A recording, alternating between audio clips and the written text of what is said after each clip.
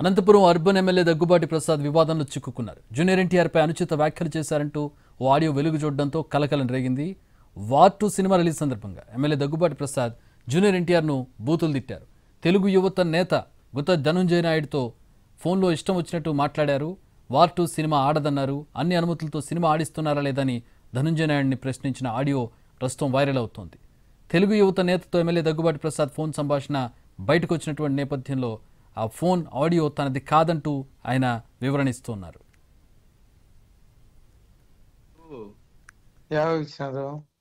ఇప్పుడు త్రివేణిను Gauri complex permission నా permission government ఇచ్చింది నాకు పర్మిషన్ లేవు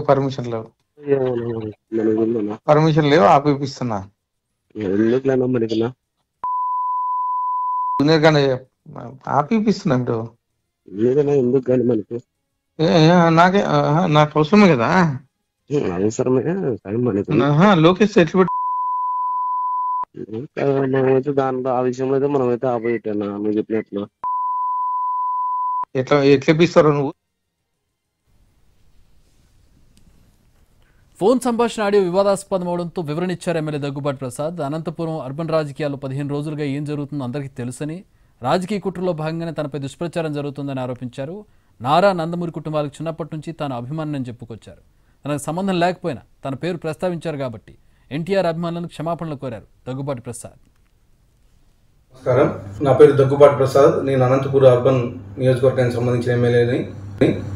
జూనియర్ ఎన్టీఆర్ని దుర్భాషలాడుతూ నేను తిట్టానని చెప్పేసి మీడియా మిత్రుడు నాకు వీడియో పెట్టడం జరిగింది. గత 10-15 రోజుల నుంచి అనంతపురం అర్బన్ రాజకీయాల్లో ఏం జరుగుతుందో అందరికీ తెలుసు. దాని కుట్రలో భాగంగానే ఈ వీడియో నన్ను గిట్టని వాళ్ళు, నాకు సరిపోని వాళ్ళు ఈ వీడియో పెట్టడం జరిగింది. నారా ఫ్యామిలీ అన్నా కానీ, నందమూరి ఫ్యామిలీ అన్నా కానీ చాలా అభిమానం. నేను చిన్నప్పటి నుంచి నందమూరి ఫ్యామిలీ అభిమానిగా పెరిగినోడిని. దీంట్లో ఎలాంటి వాస్తవాలు లేవు. ఖచ్చితంగా ఈ వీడియో కానీ ఈ ఆడియో రికార్డు కానీ నాది కాదని చెప్పేసి తెలియజేసుకుంటాను. ముఖ్యంగా మా అనంతపురం లోకల్ రాజకీయాల్లో భాగంగా ఈ వీడియో సరిపడిన వాళ్ళు పెట్టడం జరిగింది. ఖచ్చితంగా ఇప్పుడు నేను ఎస్పీ గారికి కానీ కంప్లైంట్ చేయడం జరిగింది. దీని మీద గట్టి చర్యలు తీసుకోవాలని చెప్పేసి ఎస్పీ గారిని కోరడం జరిగింది.